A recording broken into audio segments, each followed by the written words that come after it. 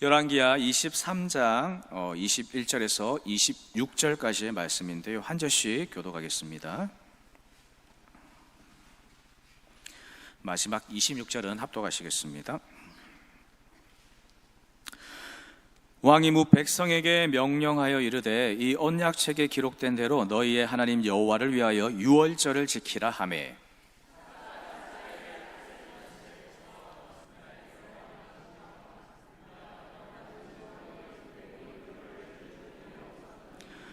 요시야 왕 18째 해에 예루살렘에서 여호와 앞에 이 유월절을 지켰더라.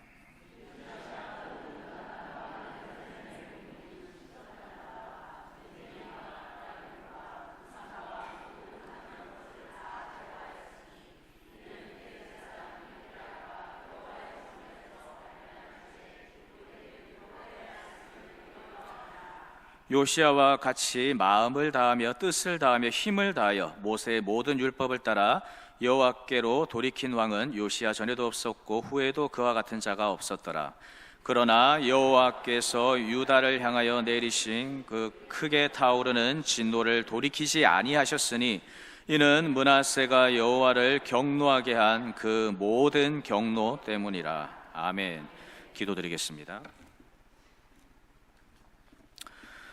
주님, 이 시간 저희가 겸허한 심령으로 말씀 앞에 나아갑니다. 깨닫는 은혜를 더하옵시고 우리의 굳은 마음이 변화되며 부드러운 마음이 되어 주님의 말씀을 잘 받아먹는 우리 모두가 되게 하옵소서. 그리고 말씀을 통해 기도할 때에도 육의 간구가 아니라 우리의 영이 깨어 영으로 기도하여 주님께 상달되어지는 은혜를 이 시간 더하옵소서. 감사드리며 예수님의 이름으로 기도합니다. 아멘. 우리가 오늘 보고자 하는 말씀은 다 아시는 매우 유명한 말씀입니다. 요시야 왕의 종교개혁에 대한 말씀이에요. 오늘 말씀을 통해서 바라옵기는 우리가 하나님과의 관계에 대해서 더 친밀해지고 또 더 가까워지기 위해서 무엇이 필요한지에 대한 깨달음이 있길 바라면서 또 이를 통해 우리 신앙이 더 성숙해지고 또 주님의 마음을 더 잘 알아가는 우리 모두가 되길 주님의 이름으로 축복합니다. 오늘 본문은 요시야 왕이 등장합니다. 종교 개혁을 이루던 왕이었습니다. 솔로몬 이후에 이스라엘은 분열되죠. 그런데 이스라엘에 이렇게 타고 들어온 죄가 얼마나 치명적이고 악랄한지 결국 이 하나님의 언약으로 세워진 나라가 두 나라로 쪼개지게 됩니다. 결국 죄의 열매죠. 그리고 다 아시듯이 두 나라는 이방 민족에게 각각 멸망당하게 됩니다. 이만큼 죄는 치명적인 결과를 초래한다는 사실을 우리는 반드시 잊지 않아야 됩니다. 그래서 우리가 큰 죄든지 작은 죄든지 이 죄에 대한 경각심을 가져야 될 줄 믿습니다. 죄를 허락하면 반드시 사망과 멸망을 불러옵니다. 망하게 하고 멸망으로 이끄는 것이 죄입니다. 사도 바울은 마귀에게 틈을 주지 말라고 합니다. 깨어있지 않으면 연약한 틈을 비집고 들어오는 것이 원수라는 거죠. 그리고 깨어있지 않으면 죄에 대한 경각심마저도 느슨해지게 됩니다. 이 죄에 대해서 우리가 단호하게 맞서 싸워 나갈 수 있을 때 우리의 정체성이 더 세워지게 된다는 것입니다. 그래서 히브리서 기자는 죄와 싸우되 피 흘리기까지 싸우라고 말씀하고 있습니다. 요시야는 이런 부분을 두고 하나님 앞에서 분투했던 유다의 왕이었습니다. 어떻게 하면 이 백성들이 여호와께로 잘 돌아갈 수 있을까? 또 어떻게 하면 언약의 백성으로서의 정체성을 잘 회복할 수 있을까에 대해 자신의 일생을 걸고 헌신했던 왕이었습니다. 우리가 오늘 요시야의 말씀을 통해서 혹여나 하나님과의 관계가 막혀 있다면, 그리고 더 주님께 나아가고자 하는 그 우리 심령 가운데 깊은 갈망이 있다면 이 말씀을 통해서 우리가 깨달음이 있는 금요 기도회 되시길 주님의 이름으로 축복합니다. 먼저 우리가 하나님께 다시 새롭게 나아가기 위해서는 진리 안에서 분투하는 선한 믿음의 싸움이 반드시 동반되어야 됩니다. 열왕기하 22장 2절인데요, 이렇게 나와 있습니다. 제가 읽겠습니다. 요시야가 여호와 보시기에 정직히 행하여 그의 조상 다윗의 길로 행하고 좌우로 치우치지 아니하였더라고 나와 있습니다. 요시야는 열왕기하 22장 1절 앞장에서 8살의 나이로 왕으로 등극하게 됩니다. 초등학교 1학년이 왕이 되는 거죠. 그런데 요시야 왕은 자신의 할아버지 므낫세와 또 자신의 아버지 아몬과는 다르게 여호와께 합한 자로 세워지게 됩니다. 그는 여호와 보시기에 정직히 행했다고 합니다. 여기서 정직히는 무엇을 의미할까요? 이 히브리 말로는 이런 뜻이 있습니다. 곧다, 바르다, 참되다라는 뜻을 가지고 있다는 거죠. 단순하게 인간적인 눈으로 착하게 보이는 것이 아니라 하나님 보시기에 올바른 길을 걸었다는 겁니다. 요시야가 이런 길을 걸은 왕이었다는 것이죠. 이 구약에서는 하나님의 백성이라는 정체성은 이 율법의 수행 여부에 달려 있었습니다. 그래서 율법을 지키지 않으면 여호와를 떠나는 것이었죠. 과거 불순종한 선대 왕들과 달리 요시야 왕은 하나님 안에 거해 있던 자였고 또 율법을 지킨다는 의미 속에서 다시금 여호와께 돌이키려는 의미 있는 개혁을 주도한 왕이었습니다. 22장 2절에서 이어지는 이렇게 나와 있는데 조상 다윗의 모든 길로 행했다는 추후 서술은 이에 대한 확신을 보여주고 있습니다. 다윗처럼 행하기 위해서 분투했던 왕이 요시야 왕이었습니다. 이어서 다시 22장 2절이죠. 마지막 하반절입니다. 그리고 마지막으로 좌우로 치우치지 아니하였더라고 나와 있습니다. 여기서 좌로나 우로나 치우치지 아니하였다의 의미는 요시야 왕이 하나님의 뜻을 벗어나지 아니하고 올바른 하나님이 정하신 정도의 길을 걸어갔다는 것입니다. 다른 성경의 용례에서도 이와 비슷한 표현들이 등장하고 있습니다. 신명기 5장 32절에서도 마지막에 좌로나 우로나 치우치지 말고 라고 나와 있고 여호수아서 1장 7절이죠. 여기서도 우로나 좌로나 치우치지 말라. 그리하면 어디로 가든지 형통하리니로 끝맺고 있습니다. 이 두 용례 모두 어떤 세속적인 그런 정치적인 맥락에서 사용한 것이 아니라 이 내용의 뜻은 하나님의 뜻 안에 거하느냐 불순종하느냐에 초점이 맞춰져 있다는 것입니다. 그래서 우리가 이런 말씀을 인용할 때 참 잘 써야 될 줄 믿습니다. 이 좌로나 우로나 치우치지 말라는 말씀은 이 세속적인 정치적인 양상을 뜻하기 위해서 사용하는 것이 아니라 문맥상 하나님의 기준에서 진리의 올바른 길에 들어서야 함을 강조하는 뜻으로 사용하고 있는 내용이다는 것입니다. 자, 다시 본문입니다. 요시야 왕은 이렇게 22장 2절에서도 알 수 있듯이 하나님의 율법 안에 그리고 언약으로 이행하기 위해 열정을 가진 왕이었습니다. 우리도 마찬가지죠. 뭔가 하나님과의 관계가 막혀 있는 것 같고 또 영적으로 슬럼프에 빠져 있는 것 같고 또 심령이 불안하고 혼란 가운데 있다면 먼저 내가 서 있는 영적인 상태와 또 일상의 패턴과 생활의 방식들이 과연 하나님 중심으로 세워져 있는지 점검해 보는 것이 중요합니다. 예수님께서 이에 대해서 말씀하시죠. 요한복음 15장 5절 말씀인데요. 우리 같이 읽겠습니다. 시작. 나는 포도나무요 너희는 가지라. 그가 내 안에 내가 그 안에 거하면 사람이 열매를 많이 맺나니 나를 떠나서는 너희가 아무것도 할 수 없음이라. 아멘. 자, 여기서 그가 내 안에 내가 그 안에 거하면, 이것은 조건을 얘기하고 있는 내용입니다. 즉 신앙의 자세, 태도, 그리고 주님과의 관계적인 영적인 상태를 말하고 있습니다. 이런 상태라면 즉 주님과 하나 된 상태 안에 거한다면, 그런 친밀한 교제의 상태 안에 거해 있다면 우리 주님께서는 그 사람이 열매를 많이 맺는다고 말씀하십니다. 즉 우리가 열매를 많이 맺길 원하고 또 이 땅에서도 형통함과 우리 삶의 주님의 주권하심과 풍성한 은혜를 경험하기 위해서는 요시야 왕이 율법의 정도를 걸어가면서 그 안에 거하면서 이 다윗 왕의 길을 걸어갔듯이 우리 역시도 우리의 심령의 자세가 가장 먼저 주님 안에 거하는 친밀한 교제의 영역 안에 거하기 위해서 계속해서 수정되는 과정이 필요하다는 것입니다. 예수님께서 다르게 언급하셨던 탕자의 비유에서도 우리가 같은 맥락을 잘 이해할 수 있습니다. 탕자는 자기 마음대로 살기 위해서 아버지에게 그 재산을 미리 받아서 세상에 나아가 결국 어떻게 하죠? 육의 즐거움과 쾌락을 위해서 온갖 그 아버지가 잘 쌓아놓은 재산을 한순간에 탕진해 버립니다. 하지만 그 결과는 어떻게 되나요?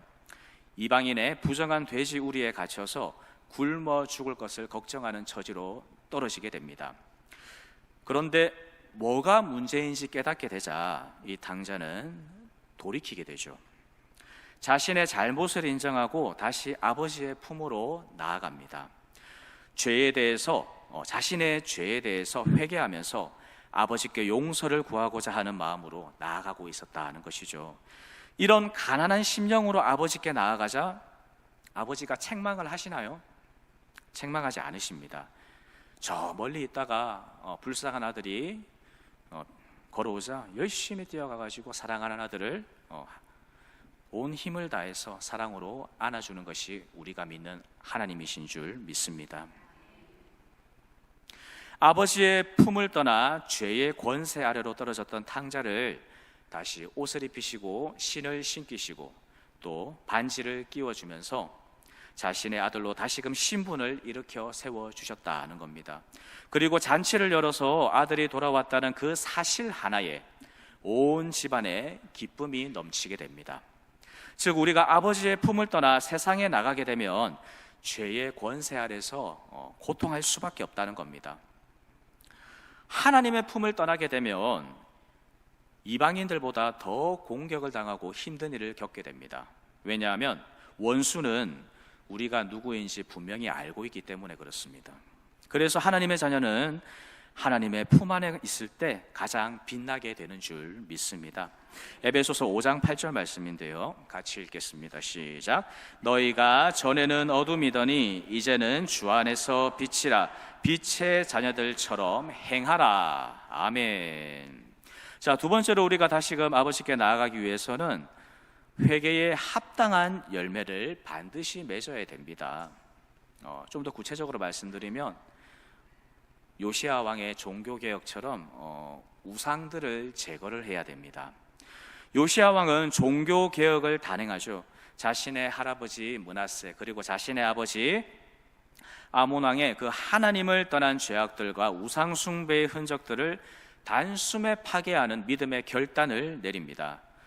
그래서 먼저 자신의 신하 서기관 사반을 여호와의 성전에 파송해서 성전을 재건토록 명령합니다. 그리고 그 과정 중에 여호와의 율법책을 발견하게 되죠. 성경학자들은 이 책이 모세오경의 일부일 수도 있고 또 성전에서 발견된 것으로 보아 예배와 제사에 관련된 율법서일 것이라 추측하고 있습니다. 아무튼 요시야 왕은 선포되어지는 하나님의 말씀 앞에서 비통해하며 자신의 옷을 찢습니다. 하나님의 말씀 앞에서 죄의 회개와 왕으로서의 책임감 그리고 하나님을 향한 경외심으로 인한 격렬한 반응이 일어났다는 것입니다. 신앙의 회복은 이렇듯 하나님의 주권하심 속에서 개인의 크나큰 사건의 경험을 통해서 이루어질 때가 있습니다.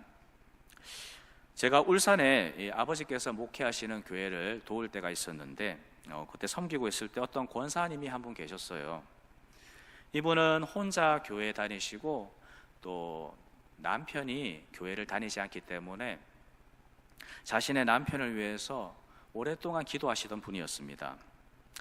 그런데 남편이 얼마나 포악한지 모릅니다. 하지만 오랜 시간 인내하며 남편의 영혼을 위해서 하나님께 기도했습니다.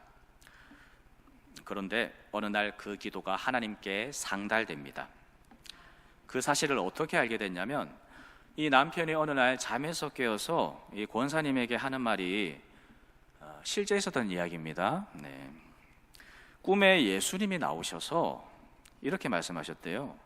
아들아 교회에 다니거라고 말씀하셨답니다. 그리고 그 포악한 남편이 변화되어서 저희 교회에 출석하시게 되었습니다.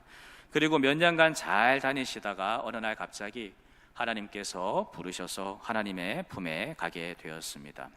자, 이렇듯 실질적인 하나님의 일하심을 경험한 권사님의 신앙은 어떻게 변화되었을까요? 자신의 간절한 소원이 그 기도가 상달되어서 하나님의 일하심을 눈앞에서 실제로 목도하게 되었다는 겁니다. 이렇듯 우리가 하나님의 품에 거하기 위해 분투하면서 자신을 지키고 오래 참음으로 믿음 가운데 인내하게 될 때 하나님께서는 반드시 우리의 소원을 이루어 주시는 분이십니다. 그래서 이런 분이 계신데 우리가 낙심하고 좌절하고 절망할 수 없다는 겁니다. 히브리서 6장 12절 말씀입니다. 히브리서 6장 12절 말씀 같이 읽습니다. 시작. 게으르지 아니하고 말미암아 약속들을 기업으로 받는 자들을 본받는 자 되게 하려는 것이니라. 아멘. 먼저 지금 내가 서 있는 나의 영적인 상태를 점검하고 또 하나님 중심으로 향해야 될 줄 믿습니다. 가장 먼저 이 멀어졌던 하나님과의 거리를 다시 좁히기 위해 주님께 가까이 나가야 된다는 겁니다. 내 소원을 구하는 것보다 가장 먼저 내가 지금 하나님 품에 거하고 있는지 깨닫는 것이 더 먼저라는 것이죠. 나의 영적인 상태가 하나님 앞에서 어떠한지 깨닫는 게 더 중요하다는 말입니다. 그리고 그 후에 바랄 수 없는 중에 바라고 인내하고 충성하면 진리 안에서 생각과 행동을 지켜나가게 될 때 하나님의 때가 되면 하나님께서 되게 하시는 줄 믿습니다. 이런 믿음이 여기 계신 우리 모두에게 임하길 주님의 이름으로 소망합니다. 히브리서 11장 6절 말씀인데요. 시작. 믿음이 없이는 하나님을 기쁘시게 하지 못하나니 하나님께 나아가는 자는 반드시 그가 계신 것과 또한 그가 자기를 찾는 자들에게 상 주시는 이심을 믿어야 할지니라. 아멘. 회개에 합당한 열매는 결국 거룩의 행실로 나타나기 마련입니다. 하나님 앞에서의 신앙의 자세가 달라지게 되고 또 경건을 향한 열정이 변화됩니다. 그리고 이를 통해 그 사람의 실질적인 하나님 앞에서의 관계 회복이 시작되죠. 야고보서 말씀처럼 진짜 믿음의 증거는 그 사람의 행동을 통해 알 수 있다는 것입니다. 그렇다면 우리는 어떤 회개에 합당한 열매를 맺어야 될까요? 요시야 왕처럼 하나님을 멀리 떠난 우리의 그 죄를 직면하면서 즉시 회개하고 돌이켜서 계속해서 은혜 안에 거하기 위한 우리의 그 심령의 자세, 그런 믿음을 우리 주님께서는 반드시 받으시는 줄 믿습니다. 그래서 예수님께서 산상수훈 말씀에서 이렇게 설교를 하셨는데요. 제가 읽도록 하겠습니다. 심령이 가난한 자는 복이 있나니 천국이 그들의 것이며 애통하는 자는 복이 있나니 그들이 위로를 받을 것이며 온유한 자는 복이 있나니 그들이 땅을 기업으로 받을 것이며 의에 줄이고 목마른 자는 복이 있나니 그들이 배부를 것이며 긍휼히 여기는 자는 복이 있나니 그들이 긍휼히 여김을 받을 것이며 마음이 청결한 자는 복이 있나니 그들이 하나님을 볼 것이며 화평하게 하는 자는 복이 있나니 그들이 하나님의 아들이라 일컬음을 받을 것이며 의를 위하여 박해를 받는 자는 복이 있나니 천국이 그들의 것임이라. 아멘. 자, 주님이 말씀하셨던 이런 믿음 안에 거하는 우리 모두가 되길 주님의 이름으로 축복합니다. 그리고 또한 필요한 것이 하나님과의 관계에서 걸림돌을 제거해야 됩니다. 우상을 제거해야 된다는 것이죠. 요시야 왕은 민족의 죄를 즉각 회개하는 자리로 나아가게 되는데, 그리고 이어서 하나님과 이스라엘의 그 관계성을 방해하는 우상들을 바로 제거하기 시작합니다. 산당들을 제거하고 또 아세라상을 찍어버리고 바알의 제단을 헐어버립니다. 이렇듯 회개에 합당한 열매는 실제적인 믿음의 행위로 드러나게 된다는 것이죠. 자, 오늘날의 우리에게는 이 하나님과의 친밀한 관계를 방해하는 것들이 어떤 것들이 있을까요? 이 우상은 결국 하나님보다 앞서고 높아져 있는 모든 것들이 우상입니다. 예를 들자면 내 생각이라든지 내 감정, 그리고 내가 즐겨하는 취미, 또 어떤 혈연 간의 끈끈한 결속, 그리고 이 땅의 어떤 물질적인 대상이나 또 혹은 내가 좋아하는 사람이 우상이 될 수도 있습니다. 즉 하나님과 나 사이의 신앙을 방해하는 것이 우상이라는 겁니다. 사실 포기하기란 쉽지 않습니다. 이런 것들보다 그 위에 하나님을 올려드리는 게 정말 쉽지 않습니다. 어떤 경우에는 죽을 것 같은 고통이 뒤따르기도 합니다. 하지만 요시야 왕은 우상을 단번에 파괴합니다. 단번에 제거해버리는 종교개혁을 단행하는 것이죠. 우리도 이런 과정이 주님께서 우리를 부르실 때까지 계속해서 신앙의 영역 안에서 일어나야 될 줄 믿습니다. 영적인 침체기에 빠지고 또 아무리 하나님을 찾아도 침묵하는 그런 과정 중에 있다면 먼저 내가 내려놓지 못하고 있는 우상이 있지는 않은지 즉시 점검해 봐야 된다는 겁니다. 이럴 때 우리가 더 주님과의 친밀한 영역으로 나아갈 수 있게 된다는 것이죠. 이 시간 우리가 내가 미처 깨닫지 못한 하나님과의 관계를 방해하는 그런 우상들을 깨닫게 해달라고 주님께 간구하는 귀한 시간 되길 소망합니다. 요시야 왕은요, 이렇게 하나님과의 관계 회복에 있어서 무엇이 중요한지를 깨달았던 자였다는 것입니다. 그리고 행했습니다. 하나님이 다시 역사하시지 않으면 안 될 상황을 스스로가 믿음의 판을 벌렸습니다. 그래서 이 신앙생활에서 명분이 중요한 이유가 바로 여기에 있습니다. 그리고 요시야 왕은 믿음으로 바로 서기 위해 율법 안에 그 다윗의 길로 순종했습니다.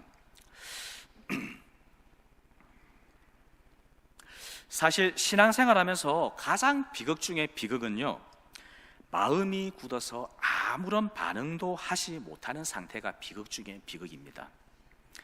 이게 육신은 살아있는 것 같은데 영이 잠자고 있는 것이죠. 그래서 교회에 출석도 하고 어떤 종교적인 형식은 지키는 것 같아 보이는데 실질적으로 진리의 말씀이 아무리 많이 선포되어도 심령이 굳어져 있고 또 이뿐만 아니라 정체성이 약한 나머지 죄에 대해서 무감각해져 있다면 그 영혼의 가장 큰 비극이라는 것입니다. 왜냐하면 그런 심령은 깨닫고 돌이키지 못하기 때문에 그렇습니다. 우리를 둘러싸고 있는 현실이 치열한 진리와 또 죄의 전쟁터임을 인지하지 못하고 있는 상태라는 거죠. 영적인 현실 감각이 없다는 겁니다.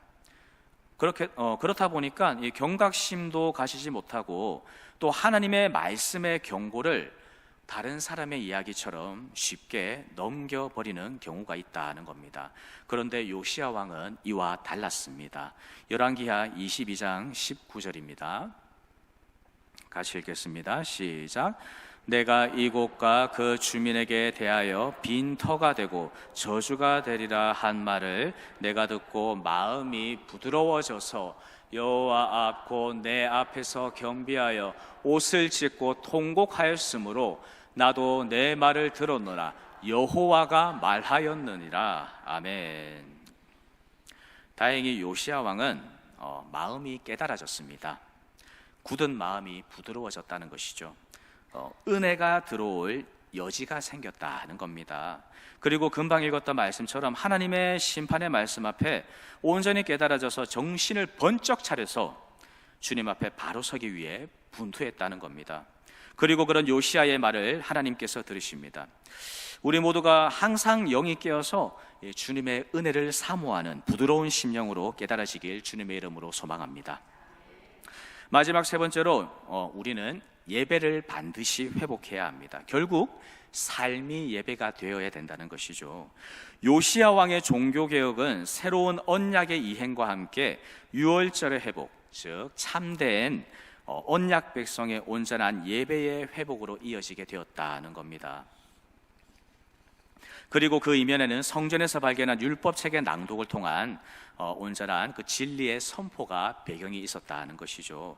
열왕기하 23장 25절입니다. 제가 읽겠습니다.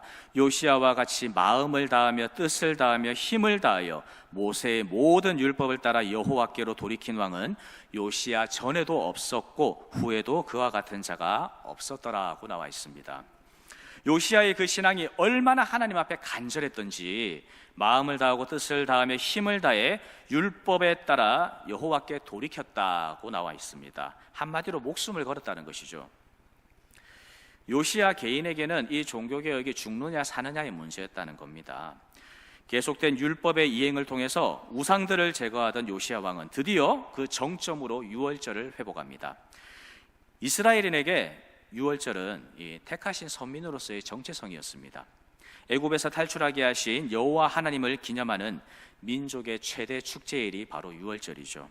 과거 조상들이 여호와를 떠나 음란하게 이방 신들을 숭배하던 것에서 완전히 돌이켜서 이제는 여호와께 온전히 나아가고자 유월절을 재정립했다는 겁니다. 유월절을 통해 예배와 율법 준수의 회복을 천명했다는 것이죠. 하나님과 백성의 언약적 관계를 다시 회복했다는 겁니다. 마찬가지로 우리도 이렇게 예배가 회복되어야 될 줄 믿습니다, 여러분. 예배는 택하신 자녀가 창조주 하나님께 드릴 수 있는 최고의 영예입니다. 예배가 우리의 정체성인 줄 믿습니다. 예배 가운데 하나님의 임재 속에서 우리는 그리스도의 그 십자가 대속의 은혜를 힘입어서 주님께 영광을 돌릴 수 있는 기회를 얻게 된다는 겁니다. 온전한 창조 목적으로 나아가는 시간이 바로 예배입니다. 이 요시야 왕의 개혁과 유월절의 회복은 참된 신앙의 회복을 의미합니다. 그리고 이 예배가 확장되어서 우리는 삶의 예배로 이제 주님께 나아가게 될 때 주님과 동행하는 그런 삶의 예배가 되는 자료로 나아갈 수 있는 줄 믿습니다. 말씀을 정리하겠습니다. 우리는 더 친밀한 주님과의 관계로 나아가는 데 있어서 재정립해야 될 게 무엇이 있는지 말씀을 나누었습니다. 먼저는 지금 우리 각자가 서 있는 영적인 거리가 과연 하나님과 가까운지 돌이켜 봐야 된다는 겁니다. 멀다면 즉시 깨달아서 주님 품 안에 거하기 위해 전력으로 뛰어나가야 된다는 것이죠. 두 번째로는 하나님과 관계를 방해하는 내 속의 우상들을 제거해야 됩니다. 미처 깨닫지 못한 우상들이 있다면 깨닫게 해달라는 신앙의 간구가 우리 주님이 우리 각자를 부르실 때까지 계속해서 우리 내면에서 일어나야 될 줄 믿습니다. 그리고 우상을 단번에 파괴하는 회개에 합당한 열매를 맺어야 됩니다. 마지막으로는 참된 예배를 회복해야 됩니다. 그리고 그 예배가 회복됨을 통한 변화된 정체성의 힘으로 삶이 예배가 되어야 됩니다. 바라옵기는 오늘 말씀을 통해서 혹여나 신앙의 슬럼프에 빠져 계신 분이 있으시거나 또는 미처 깨닫지 못한 것을 성령께서 깨닫게 하신 분들이 있으시다면 이 시간 기도 가운데 크신 은혜를 달라고 간구하면서 더 주님과의 친밀한 영역 안에 그간의 안에 내가 그 안에 거하여서 열매를 많이 맺어가는 우리 모두가 되시길 주님의 이름으로 축복합니다.